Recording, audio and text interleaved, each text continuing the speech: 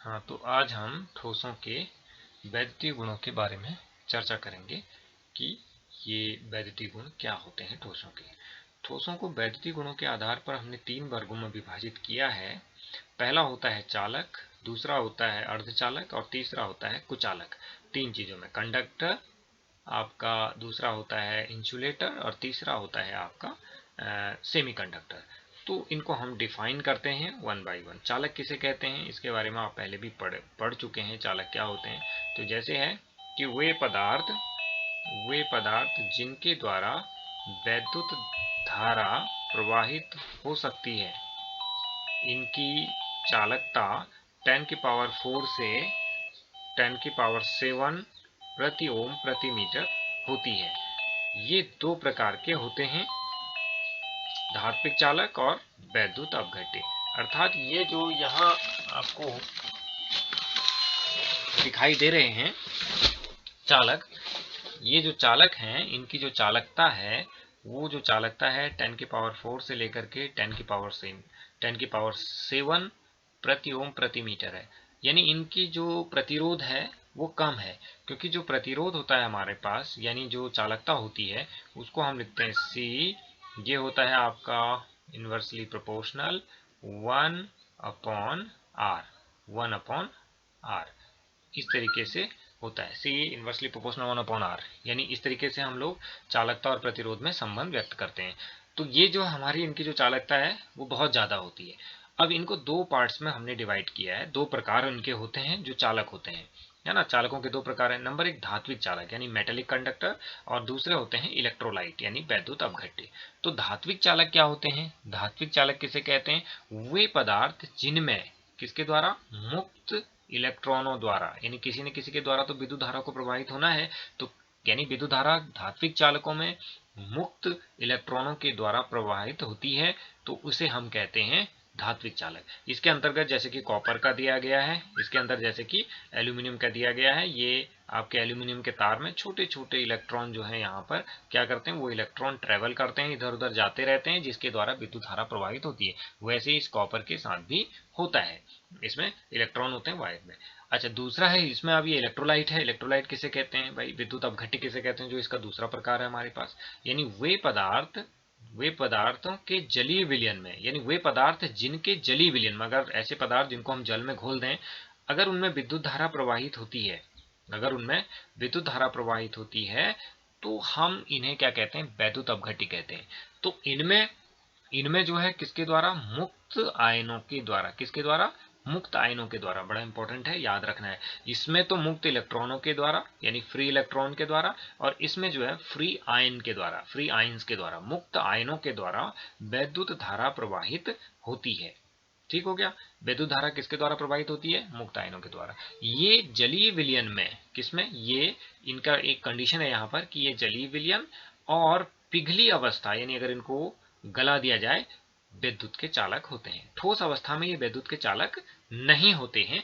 ये हम कह सकते हैं कि भाई ठोस अवस्था में ये विद्युत के चालक नहीं होते। ये ठोस अवस्था में विद्युत के चालक होते हैं, जैसे कि आपको यहाँ पर एल्यूमिनियम का तार दिखाई दे रहा है और ये दिखाई दे रहा है। अब विद्युत अपघट्य क्या होता है, इस पर हम जो है देखते हैं कि विद्युत अपघट्य के लिए हम थोड़ा इसको जानकारी ले लेते हैं विद्युत अपघट्य की। तो विद्युत अपघट्य क्या होता है? ये चित्र आपको दिखाई दे रहा है, इसमें एक ये है आपकी बैटरी, ये है बैटरी दी गई है। ये हमारे पास इसकी बैटरी है। बैटरी को जोड़ा गया है आपका, बैटरी को आपका ये जो बैटरी है, इस बैटरी को 2 इलेक्ट्रोड के साथ जोड़ा गया है। ये धनात्मक इलेक्ट्रोड है और ये आपका ऋणात्मक इलेक्ट्रोड है, यानी बैटरी के ऋण एंड को जोड़ा गया, यहाँ पर ऋण है, इसको यहाँ जोड़ा गया और धन को यहाँ जोड़ा गया। और इसके अंदर जो है NaCl का जलीय विलयन डाल दिया गया है। और जैसे कि हमको मालूम है कि NaCl का जब जलीय विलयन बनाया जाता है तो उसमें क्या होता है कि Na और Cl आयन अलग अलग हो जाते हैं। जब इसमें विद्युत धारा हम प्रवाहित करते हैं, है ना, इसमें विद्युत धारा प्रवाहित करते हैं, तो ये Na आयन क्या होता है, इसकी तरफ को गति करते हैं, और क्लोराइड आयन जो है इसकी तरफ को गति करते हैं। क्यों गति करते हैं? क्योंकि इनमें ऋणावेश है और इनमें धनावेश है। धन वाला हमेशा ऋण की तरफ को गति करता है। ये धन है तो ये किसकी तरफ को? इस ऋण की तरफ को जा रहा है। और ये ऋण है, ये ऋण किसकी तरफ को जा रहा है? आपका इस धन की तरफ को जा रहा है। तो इस गति के कारण क्या होता है, इसमें विद्युत धारा प्रवाहित होने लगती है। और ये जो बल्ब है यहाँ पर, ये जो बल्ब आपको दिखाई दे रहा है, ये बल्ब जो है जलने लगता है। अब वैसे तो ये बल्ब को नहीं जलना चाहिए, क्योंकि ये जुड़े हुए नहीं है यहाँ पर, लेकिन इन आयनों की गति के कारण ये एक दूसरे की तरफ जो आयन मूवमेंट कर रहे हैं, गति कर रहे हैं, इन आयनों की गति के कारण ही इसमें जो होता है विद्युत धारा प्रवाहित हो जाती है, विद्युत धारा प्रवाहित इसमें होती है। इसलिए ये जो NaCl है आपका, ये एक इलेक्ट्रोलाइट है। इस NaCl एक जो है विद्युत अपघट्य है। इस तरह से बहुत सारे होते हैं। NaCl हो सकता है, NaCl के अलावा आपका जो है KCl हमारा विद्युत अपघट्य हो सकता है, जो आयनों में टूट जाए, जिसमें हम जल में घोलने पर अगर हम उसको जल में घोलने और आयनों में विभक्त हो जा रहा है तो वो विद्युत अपघट्य है। H2SO4 हो सकता है, HCl हो सकता है। इसके अलावा ये हमारे बहुत सारे जो है विद्युत अपघट्य। अच्छा, दूसरा जो है हमारे पास वो है अचालक, नॉन कंडक्टर्स या इंसुलेटर्स, नॉन कंडक्टर या इंसुलेटर्स। तो इसकी क्या डेफिनेशन है, यानी इसका जो परिभाषा है कि वे पदार्थ जिनके द्वारा विद्युत धारा प्रवाहित नहीं हो सकती है उनको हम जो है अचालक कहते हैं। इनकी चालकता 10 की घात -20 से 10 की घात -10 प्रति ओम प्रति मीटर होती है। अर्थात इनका जो है चालकता बहुत कम होती है, प्रतिरोध बहुत ज्यादा होता है, चालकता जो है बहुत कम होती है। तो इन पदार्थों के द्वारा विद्युत धारा प्रवाहित नहीं हो सकती, इन पदार्थों के द्वारा करंट नहीं लग सकता, कहने का मतलब है। तो ये पदार्थ जो है, जैसे कि आप यहाँ देख पा रहे हैं, इस चित्र में देख पा रहे होंगे आप, इस चित्र में आप बड़े आराम से देख पा रहे होंगे कि जो हमारा पोल होता है उस पोल पर इस तरह की चीजें लगी रहती हैं। इधर ये क्या है, ये जो है हमारे पास ये तार है, इधर ये आपको तार दिखाई दे रहा है, ये तार है। इस तार के बाद यहाँ पर ये सब जो है ये एल्यूमिनियम का तार है, और इसके बाद ये बीच में ये वाला सिस्टम लगा रखा है ये, और इसके बाद जो है इधर ये पोल पर लगा, और ये पोल भी फिर उसके बाद जो है किसका है, ये लकड़ी का पोल दिखाया गया है। तो लकड़ी का पोल दिखाया गया, ये भी इंसुलेटर है और ये भी इंसुलेटर, अर्थात यहाँ से यहाँ करंट पास नहीं होगी। तो ठीक है, वो करंट को पास करने के लिए फिर साइड से ये तार ऐसे करके, ऐसे ये साइड से तार यहाँ जोड़ रखे हैं इस तरीके से। तो ये जो है आपका इंसुलेटर हो गया एक तरह से। उसी तरह से रबर आपका इंसुलेटर होता है, अचालक होता है, कांच हो गया, तेल हो गया, और ये डायमंड हो गया, और ड्राई वुड हो गया यानी सूखी लकड़ी हो गई, हीरा हो गया, इस तरीके से। ठीक है, कार्बन का अपरूप होता है हीरा, आपको मालूम है कार्बन का जो अपरूप है, एक अपरूप है हीरा है। लेकिन इसी का एक अपरूप क्या होता है, ग्रेफाइट होता है, और ग्रेफाइट जो है विद्युत का चालक होता है। आगे बढ़ते हैं। अब तीसरा जो बहुत इंपॉर्टेंट पॉइंट है वो है अर्धचालक, यानी तीन चीजों के, पहले चालक के बारे में हम चर्चा कर चुके थे, अर्धचालक जो है अचालक के बारे में चर्चा कर चुके हैं। अब आता है हमारे पास अर्धचालक, इसको अंग्रेजी में सेमीकंडक्टर बोला जाता है, सेमीकंडक्टर्स होते हैं। यानी सेमीकंडक्टर्स क्या होते हैं भाई, ये बड़ा इंपॉर्टेंट है क्योंकि आगे भी आपको फिजिक्स वगैरह में पढ़ना है। यानी वे पदार्थ जिनके द्वारा विद्युत धारा प्रवाहित हो सकती है, मतलब विद्युत धारा तो प्रवाहित होती है इनसे, हो सकती है, लेकिन इनकी जो चालकता होती है, इनकी जो चालकता होती है वो क्या होती है, वो कम होती है, चालकता कम होती है। यानी 10 की पावर 6 से 10 की पावर 4, 10 की पावर -6 से 10 की पावर 4 ओम प्रति मीटर होती है। यानी किससे, चालक से इनकी चालकता जो है कम होती है, जबकि अर्धचालक से क्या होती है, अधिक होती है। अर्धचालक नहीं, चालक से क्या होती है, कम होती है, जबकि अचालक से क्या होती है, अधिक होती है। अचालक की कितनी होती है, यानी जो चालक होते हैं उनकी होती है 10 की पावर 6 से लेकर 10 की पावर 8 के मध्य होती है, 7 और 8 के मध्य होती है। और इनकी कितनी होती है, 10 की पावर -10 से जो अचालक होते हैं, अचालकों की कितनी होती है, अचालकों की जो होती है वो 10 की पावर -20 से लेकर के 10 की पावर -20 से, जो अचालक होते हैं उनकी होती है 10 की पावर -20 से 10 की पावर -10 के बीच में, यानी बहुत कम, 10 की पावर -10 के बीच में। ठीक है, तो इनकी जो अर्धचालकों की जो चालकता होती है वो दोनों के बीच में होती है, चालक और अचालक के बीच की इनकी जो है चालकता होती है। तो अब इसमें एग्जांपल आते हैं, बड़ा इंपॉर्टेंट एग्जांपल है इसमें, कितना, सिलिकॉन का एग्जांपल है इसमें आपका, सिलिकॉन जिसको हम इस तरह से लिखते हैं SI, सिलिकॉन को कैसा लिखा जाता है, SI लिखते हैं सिलिकॉन को। जो सिलिकॉन है वो दिखने का तो इस तरह से होता है, ये एक पत्थर है, सिलिकॉन पत्थर के जैसा है, धातु है वैसे, तो ये जो है इस तरह से आपका सिलिकॉन दिखता है। अब इसके ये कुछ इस तरह से चीजें बनती हैं फिजिक्स के अंदर, इनको आप जो है किसी को कैपेसिटर बोलते हैं, किसी को कुछ बोलते हैं, इस तरह से ये आपके जो है कुछ इसमें ये आपके चीजें बनती हैं सिलिकॉन से। ये डिवाइसेस हैं, इसमें सेमीकंडक्टर डिवाइसेस बोलते हैं, इनका उपयोग होता है कहाँ, कंप्यूटर में, रेडियो में, टेलीविजन के अंदर इनका उपयोग होता है। यानी इन चीजों को बनाने में सिलिकॉन का इस्तेमाल किया जाता है, यानी अर्धचालक का इस्तेमाल किया जाता है। अब बात आती है जर्मेनियम की। दूसरा एग्जाम्पल है हमारे पास जर्मेनियम, जिसको हम GE लिखते हैं। तो जर्मेनियम भी इसी तरह का एक सेमीकंडक्टर है। ये भी इस तरह का आपको ये चमकदार दिखाई देता है, इस तरीके से चमकीला आपको यहाँ ये सिलिकॉन आपको नजर आ रहा है इस फोटो के अंदर। तो इस तरीके से आप इसको देख सकते हैं। अच्छा, अब जो है बात आती है अर्धचालकों की। भाई अर्धचालक क्या होते हैं? जो सेमीकंडक्टर हैं उनको दो वर्गों में विभाजित किया गया, यानी इसके दो प्रकार हैं। एक प्रकार ये है और दूसरा प्रकार आपका ये है। तो सेमीकंडक्टरों को दो वर्गों में हम यहाँ पर विभाजित कर सकते हैं। एक वर्ग हमारा ये है, दूसरा वर्ग हमारा ये है, यानी इनको हम दो वर्गों में विभाजित कर सकते हैं। एक को कहते हैं निज अर्धचालक, यानी इसको अंग्रेजी में बोलते हैं इंट्रिंसिक सेमीकंडक्टर्स, और दूसरे को बोलते हैं बाह्य अर्धचालक, एक्सट्रिंसिक सेमीकंडक्टर।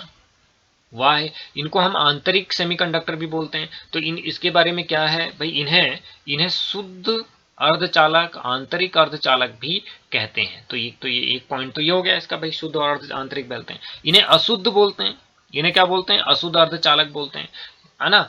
अब दूसरा पॉइंट क्या है कि प्राकृतिक अवस्था में सिलिकॉन व जर्मेनियम को, प्राकृतिक अवस्था में सिलिकॉन व जर्मेनियम को निज अर्धचालक कहा जाता है। ये ताप से प्रभावित होते हैं, यानी ये ताप द्वारा प्रभावित होते हैं। प्राकृतिक अवस्था में माने हम जो है कहीं से भी निकाल के लाते हैं, सिलिकॉन और जर्मेनियम को निकालते हैं, तो वो अगर उनमें वो प्योर हैं, शुद्ध हैं, तो उनको हम जो है निज अर्धचालक बोलेंगे। ये ताप द्वारा, दूसरा जो पॉइंट यहाँ पर आया है कि ये ताप द्वारा जो है क्या होते हैं, ये ताप द्वारा प्रभावित होते हैं। ताप द्वारा प्रभावित होने का मतलब है कि जब इनमें हम तापमान बढ़ाते हैं तो इनकी चालकता जो है बढ़ जाती है, यानी ये ताप से रेगुलेट होते हैं, कहने का मतलब है। ताप बढ़ जाएगा तो ये काम करेंगे, ताप कम हो जाएगा तो ये काम नहीं करेंगे। इस तरह से सिलिकॉन और जर्मेनियम का इसमें ये आता है।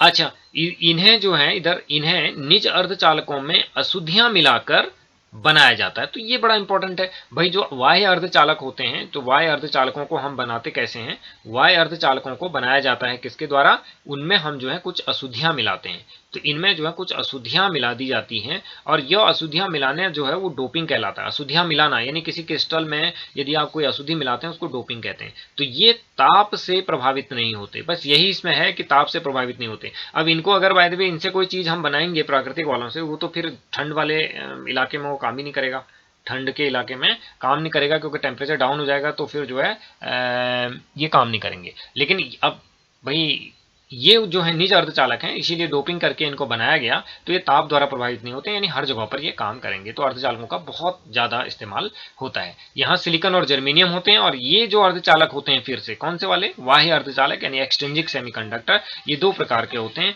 एक एन प्रकार का अर्धचालक है, दूसरा है पी प्रकार का अर्धचालक। एन प्रकार के अर्धचालक और पी प्रकार के अर्धचालक में एन का मतलब है ऋण, एन का मतलब है ऋण, और पी का मतलब जो है वो है आपका धन। पी का मतलब क्या है? धन। इसका मतलब ऋण से है, इसका मतलब धन से है। तो ये दो प्रकार के होते हैं। एक को हम जो है क्या बोलते हैं? एक को हम बोलते हैं एन प्रकार का अर्धचालक, और दूसरे को हम बोलते हैं पी प्रकार का अर्धचालक। तो इस तरीके से ये होता है। आगे बढ़ते हैं इसमें। हाँ, अब आ गया हमारे पास, सबसे पहले आया एन प्रकार का अर्धचालक। सबसे पहले क्या आया? एन प्रकार का अर्धचालक। एन प्रकार का अर्धचालक क्या होता है? अच्छा, अब यहां देखेंगे आप क्या लिखा है, जब शुद्ध सिलिकॉन व जर्मेनियम, जब शुद्ध सिलिकॉन व जर्मेनियम को 15वें समूह के तत्व, 15वें समूह के तत्वों, जैसे 15वें समूह के अंदर आ गया फास्फोरस, आर्सेनिक, एंटीमनी और बिस्मथ। मैं नाम बोल रहा हूं, याद रखें, फास्फोरस, आर्सेनिक, एंटीमनी और बिस्मथ के द्वारा डोपन किया जाता है। डोपन किया जाता का मतलब हो गया अशुद्धियां मिलाई जाती हैं। यानी इनकी अशुद्धियां यदि हम 15वें समूह के तत्वों की अशुद्धियां मिला दें, तो इनके वाह्यतम कोश में, इनके वाह्यतम कोश में 5 इलेक्ट्रॉन, 5 इलेक्ट्रॉनों में से 4 इलेक्ट्रॉन सिलिकॉन या जर्मेनियम के साथ बंध बना लेते हैं, और 1 इलेक्ट्रॉन मुक्त रहता है। इसी इलेक्ट्रॉन के कारण विद्युत धारा प्रवाहित होती है। तो ये चीज है। इसमें करते क्या है कि जो मतलब जो सिलिकॉन होता है वो सिलिकॉन इस तरह से होता है, सिलिकॉन की वैलेंसी होती है 4, उसमें अपने साथ वो 4 सिलिकॉन को जोड़ता है इस तरीके से। यहाँ भी सिलिकॉन होगा, यहाँ भी, इसमें यहाँ भी सिलिकॉन मिलेगा आपको, और यहाँ भी सिलिकॉन मिलेगा इस तरीके से। तो चारों तरफ को इसमें सिलिकॉन मिल गया, इधर भी सिलिकॉन है और इधर भी सिलिकॉन है, तो 4 सिलिकॉन इस तरह से जोड़ते हैं। लेकिन जब हम जो है इसमें फास्फोरस की अशुद्धि मिलाते हैं, जैसे कि इसमें हमने फास्फोरस की अशुद्धि मिलाई, किसकी मिलाई है? फास्फोरस की अशुद्धि मिलाई। अब फास्फोरस के वाह्यतम कोश में कितने इलेक्ट्रॉन होते हैं? 5 इलेक्ट्रॉन होते हैं। अब जब हम फास्फोरस की अशुद्धि मिलाएंगे तो फास्फोरस एक सिलिकॉन को वहां से हटा देगा और उसकी जगह ले लेगा, ठीक है। तो सिलिकॉन की जगह पर क्या आ गया, यहाँ पर ये फास्फोरस आ गया सिलिकॉन की जगह पर। अब इस फास्फोरस के अंदर 5 इलेक्ट्रॉन है, तो ये 5 इलेक्ट्रॉनों में से एक इलेक्ट्रॉन इसके साथ बंध बना लिया, एक इलेक्ट्रॉन ने यहां बंध बना लिया, और एक इलेक्ट्रॉन ने यहां बंध बना लिया, और एक इलेक्ट्रॉन ने यहां बंध बना लिया। यानी कितने इलेक्ट्रॉन ने बंध बना लिया, 4 इलेक्ट्रॉनों ने यहां पर क्या कर लिया, बंध बना लिया। 4 इलेक्ट्रॉनों ने यहां पर बंध बना लिए। पांचवां जो इलेक्ट्रॉन है वो बच गया, वो यहां रह गया अलग से। ये जो है पांचवां इलेक्ट्रॉन जो यहां पर रह गया, इसको कहा जाएगा मुक्त इलेक्ट्रॉन। अब ये मुक्त इलेक्ट्रॉन इसके अंदर आ गए, इसके अंदर क्या आ गए, मुक्त इलेक्ट्रॉन आ गए। अब इस मुक्त इलेक्ट्रॉन की वजह से ये इलेक्ट्रॉन क्या होगा, मूवमेंट करेगा, इधर उधर जाएगा। तो जब मूवमेंट करेगा इलेक्ट्रॉन तो विद्युत धारा प्रवाहित होने लगेगी। इसलिए इसको एन कह रहे हैं, क्योंकि इसमें ऋणात्मक चार्ज है, इलेक्ट्रॉन आ गया इसमें, तो ऋण आने की वजह से इसमें मतलब इलेक्ट्रॉन आने की वजह से इसमें ऋण आवेश है, तो इसलिए इसको हमने एन का नाम दिया। हमने इसको एन का नाम दिया, स्मॉल एन से लिखा जाता है, एन का हमने इसको नाम दिया, एन प्रकार का सेमीकंडक्टर। तो एन प्रकार के सेमीकंडक्टर में हम जो है आवर्त सारणी के, ये जो समूह बताए गए हैं किसके समूह हैं, ये हैं आपके आवर्त सारणी के, यानी आवर्त सारणी के 15वें समूह के तत्वों को मिलाना है। तो ये भी बड़ा इंपॉर्टेंट प्रश्न हो जाता है कि भाई कौन से समूह के तत्वों को मिलाकर के जो है एन प्रकार के अर्धचालक बनाए जाते हैं आवर्त सारणी के, तो 15वें समूह के तत्व। तो 15वें समूह में ये तत्व आते हैं, फास्फोरस, आर्सेनिक, एंटीमनी, बिस्मथ, इस तरह से इसके अंदर जो है ये तत्व आते हैं। तो इन तत्वों को मिला करके इसको हम बनाते हैं। आगे बढ़ते हैं। अब आता है पी प्रकार का अर्धचालक। जो पी प्रकार का अर्धचालक है वो जो है, पी का मतलब यहां पर पॉजिटिव है, यानी धनात्मक है। पी का मतलब क्या है, पॉजिटिव। तो जब वही सिलिकॉन और जर्मेनियम को 13वें समूह के तत्वों, कौन से समूह, अब यहां पर हम कौन से समूह के अशुद्धियां मिलाएंगे, 13वें समूह के तत्वों के अशुद्धियां मिलाएंगे। अब 13वें समूह में कौन कौन से तत्व आते हैं, बोरोन आता है, एल्यूमिनियम आता है, गैलियम आता है, इंडियम आता है और टेल्यूरियम आता है। इनमें से हम किसी एक को मिला देंगे। तो वाहितम कोष में इनके 3 इलेक्ट्रॉन होते हैं। जो 13वां समूह होता है उसके वाहितम कोष में 3 इलेक्ट्रॉन होते हैं। तो 3 इलेक्ट्रॉनों में से जो 3 इलेक्ट्रॉन है आपके, उन 3 इलेक्ट्रॉनों में से 3 इलेक्ट्रॉन, 3 के 3 इलेक्ट्रॉन बंध बना लेते हैं, और एक जगह बंध नहीं बनता है, और वहां पर क्या बन जाता है, एक पॉजिटिव होल बन जाता है। इस पॉजिटिव होल के कारण ही विद्युत धारा प्रवाहित होती है। तो इसको हम पढ़ लेते हैं। जब शुद्ध सिलिकॉन और जर्मेनियम को 13वें समूह के तत्वों जैसे boron, aluminium, gallium, indium, tellurium के द्वारा डोपन किया जाता है, अशुद्धियां मिलाई जाती हैं, तो इनके वाहितम कोष के 3 इलेक्ट्रॉन सिलिकॉन या जर्मेनियम के साथ बंध बना लेते हैं, और एक धनात्मक छिद्र बन जाता है। इसी कारण से विद्युत धारा प्रवाहित होती है। आइए यहां देखते हैं। अब बोरोन है आपके पास, तो जो बोरोन है उस बोरोन के वाहितम कोष में, ये जो बोरोन है आपका, इस बोरोन के वाहितम कोष में कितने इलेक्ट्रॉन है, 3 इलेक्ट्रॉन है। यहां पर नजर आ रहा है आपको, 3 इलेक्ट्रॉन है। इन 3 इलेक्ट्रॉनों में से अब वही होगा जैसे फास्फोरस ने सिलिकॉन को रिप्लेस किया था, तो यहां पर बोरोन ने सिलिकॉन को रिप्लेस कर दिया, यानी उसकी जगह पर क्या आ गया, ये बोरोन आ गया, बी आ गया। इसके 3 इलेक्ट्रॉन थे, तो एक इलेक्ट्रॉन ने यहां बंध बना लिया, एक इलेक्ट्रॉन ने यहां बंध बना लिया, और एक इलेक्ट्रॉन ने यहां पर बंध बना लिया। और यहां कुछ रहा नहीं, तो यहां इसके बीच में खाली स्थान रहा। इस खाली स्थान को ही हम क्या कहते हैं, धनात्मक छिद्र कहते हैं। धनात्मक क्यों कहते हैं, क्योंकि इलेक्ट्रॉन नहीं है, तो जहां पर भी इलेक्ट्रॉन नहीं होता हम उसको धन कहते हैं। जहां पर भी इलेक्ट्रॉन नहीं होता हमारे इसमें केमिस्ट्री, फिजिक्स वगैरह में जहां पर भी इस तरह की हम बात करते हैं, वहां पर हम क्या कहते हैं, आवेश की बातें जहां चलती हैं, वहां पर जहां कुछ नहीं होता, जहां पर खाली है ये आवेश, वो वहां पर हम उसको धनावेश बोलते हैं। तो यहां पर धनावेश हो जाता है। अब ये धनावेश जो है, धनावेश तो कहीं जाएगा नहीं, लेकिन इलेक्ट्रॉनों का मूवमेंट हो जाएगा। यानी ये इलेक्ट्रॉन जो है, जैसे यहाँ पर धनावेश बना है, तो ये इलेक्ट्रॉन इधर आ जाएंगे, यहाँ धनावेश बन जाएगा। तो इसी तरह पूरे क्रिस्टल के अंदर इस तरह की व्यवस्था हो जाएगी, और इसमें विद्युत धारा बहने लगेगी।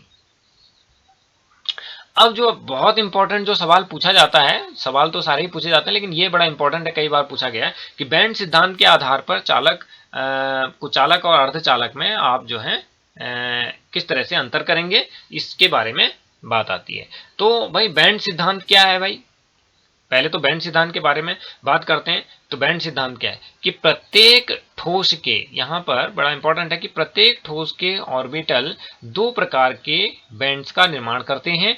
एक बैंड्स को हम बोलते हैं संयोजकता बैंड, वैलेंस बैंड बोलते हैं, तथा दूसरे को हम जो है चालन बैंड, कंडक्शन बैंड कहते हैं। यानी 2 प्रकार के बैंड बनते हैं।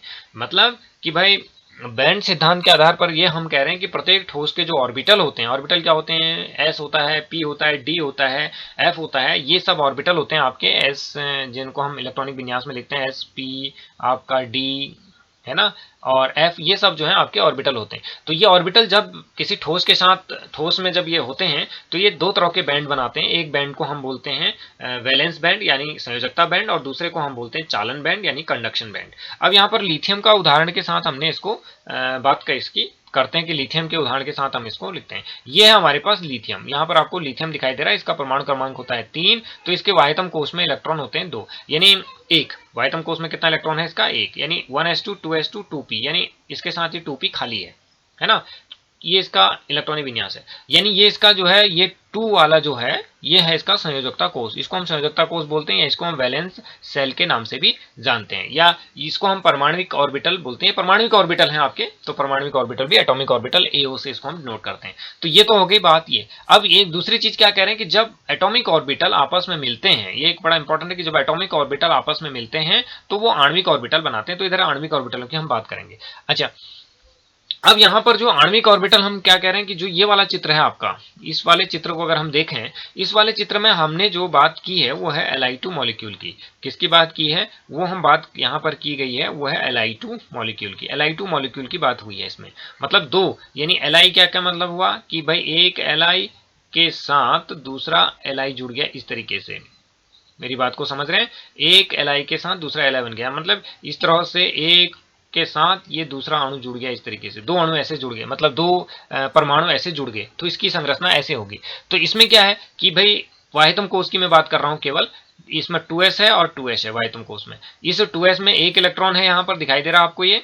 इस 2s में कितने इलेक्ट्रॉन है? यहाँ पर 1 इलेक्ट्रॉन है, यहीं से लिया गया है। तो 1 इलेक्ट्रॉन हमारे पास यहाँ पर आ गया, हमने 1 इलेक्ट्रॉन दर्शाया, और यहाँ पर भी 1 इलेक्ट्रॉन दर्शाया। अब ये दोनों जो हैं 2s और 2s, इनको हम क्या कह रहे हैं? इनको हम बोल रहे हैं एटॉमिक ऑर्बिटल। इनका क्या नाम है? एटॉमिक ऑर्बिटल यानी परमाणविक कक्ष। अब परमाणविक कक्ष जब आपस में मिलते हैं, एटॉमिक ऑर्बिटल आपस में मिलते हैं तो आणविक कक्ष बनाते हैं या आणविक ऑर्बिटल बनाते हैं। तो ये जो है आपके पास ये दोनों मिल करके इन्होंने इतना जो है आणविक ऑर्बिटल बनाया है। ये बीच वाला जो हिस्सा है आपका, ये आणविक ऑर्बिटल का है। ये बीच वाला हिस्सा क्या है? आणविक ऑर्बिटल का हिस्सा है, जिसमें क्या दिखाया गया? एक को सिग्मा दिखाया गया और दूसरे को सिग्मा स्टार दिखाया गया है। तो ये 2 एटॉमिक ऑर्बिटल बनते हैं। जो नीचे वाले होते हैं उनको बोलते हैं बॉन्डिंग मॉलिक्यूलर ऑर्बिटल, और जो ऊपर बनते हैं उनको बोलते हैं एंटी बॉन्डिंग मॉलिक्यूलर ऑर्बिटल। इसकी ऊर्जा कम होती है, इसकी ऊर्जा ज्यादा होती है। अब इलेक्ट्रॉन जो होते हैं वो निम्न ऊर्जा स्तरों में जाते हैं, तो इसलिए दोनों के दोनों इलेक्ट्रॉन यहाँ चले गए, क्योंकि 2 की जगह होती है तो दोनों इलेक्ट्रॉन यहाँ चले गए। उसके बाद जो खाली वाला था उसने भी इस तरह का ये बना दिया, इस तरह का बना दिया, मतलब px py pz 3 होते हैं इसमें, px py pz।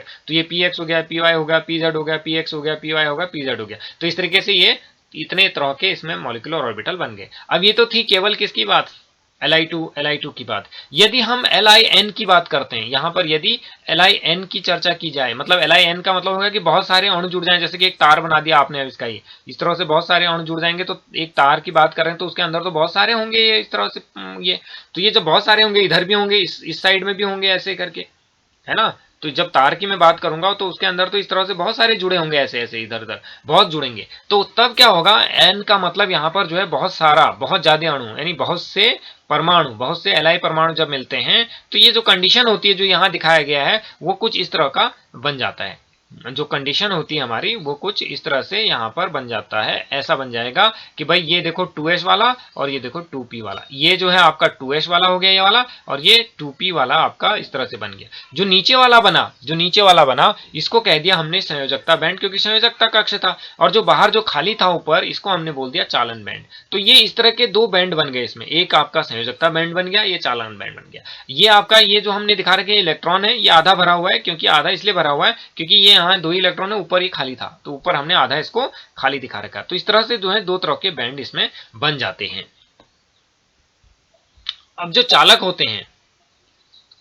होते हैं उनमें जो बैंड्स बनते हैं, यानी चालकों में क्या होता है कि चालकों में संयोजकता बैंड व चालन बैंड के मध्य ऊर्जा अंतराल बहुत कम, या बैंड एक दूसरे में अतिव्यापित ओवरलैप्ड हो जाते हैं, जिससे इलेक्ट्रॉन आसानी से संयोजकता बैंड से चालन बैंड की ओर गति कर सकते हैं। तो बड़ा इंपॉर्टेंट है, इसको हम देखते हैं चित्र के माध्यम से। ये यहाँ पर ये चित्र दिखाया गया है, यहाँ जो आपको चित्र नजर आ रहा है,